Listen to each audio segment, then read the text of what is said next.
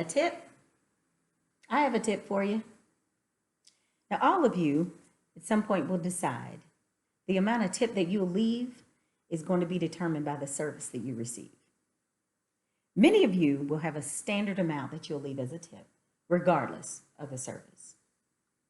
Some of you really don't care, one way or the other.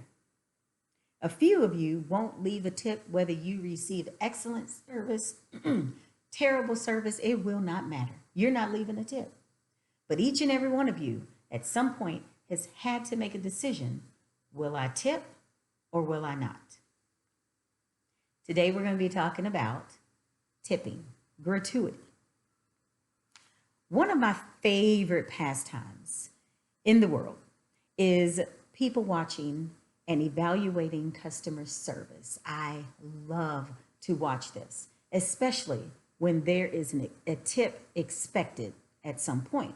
I like to see if the customers left a tip, and if so, what did I see that guaranteed that tip or warranted the tip?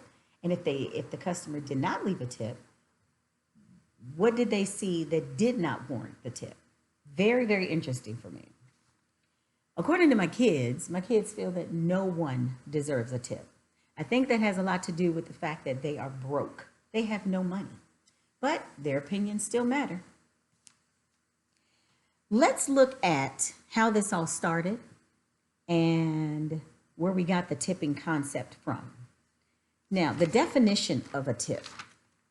Webster's dictionary says gratuity is defined as a sum of money customarily given by a client to workers for service they have performed. Service they have performed.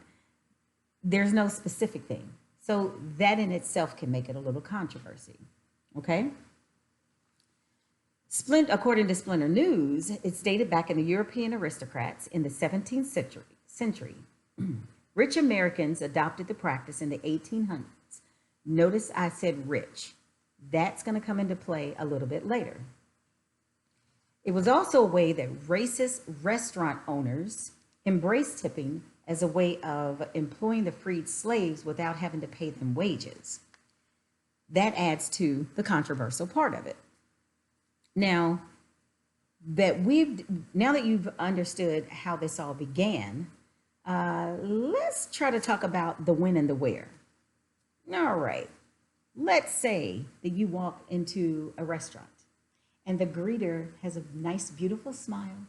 They greet you, they seat you, and they take your order. They get your order correct, bring your food out. Food is nice, hot, and fresh. And they bring you the bill. The bill is correct. Now, how many of you would say that warrants a tip? I see some hands are raised. What did they do that is above and beyond? Have we lowered our standards to where we did not expect to be greeted, seated, food comes out great, and the check is correct? That's a minimum. We should have expected that. What have they done that is above and beyond? Don't know. Sometimes we feel obligated to tip, and that can make it somewhat awkward. Now that you have some standards to gauge whether or not you will tip, let's talk about the awkward moment when it's time to pay the bill. Do you sometimes feel bullied? I do. I'm looking at minimum wage and I'm saying to myself, business owners, that is the minimum that you have to pay your workers, not the maximum. And why are they not sharing the wealth? That's the part I don't understand.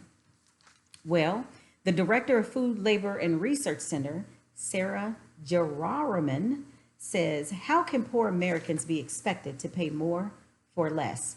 I agree. I totally agree. We don't always have the means to pay a tip, and we may have the desire. Does that matter? Because the worker that's only getting $2.15 still walks away with no tip. Minimum wage started at 25 cents per hour, and that is equivalent to $4.28 in the year 2018. I'm not understanding why the tips have become so big. I feel that when it's time to pay that bill, all eyes are on you. It's just awkward. It's awkward for me. I feel like no matter where you are in the building, they're watching. The server is watching to see if you're going to leave them a tip. It can be a little spooky.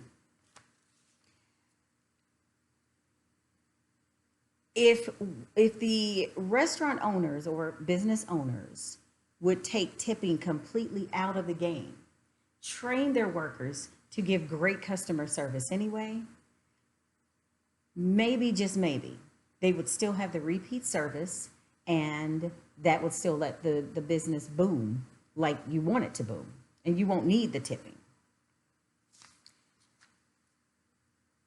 I don't know that we're going to solve the tipping to do or not to do it by this basic speech here, but it does give you something else to think about.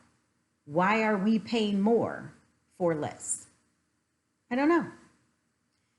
Today, we have talked about the gratuity.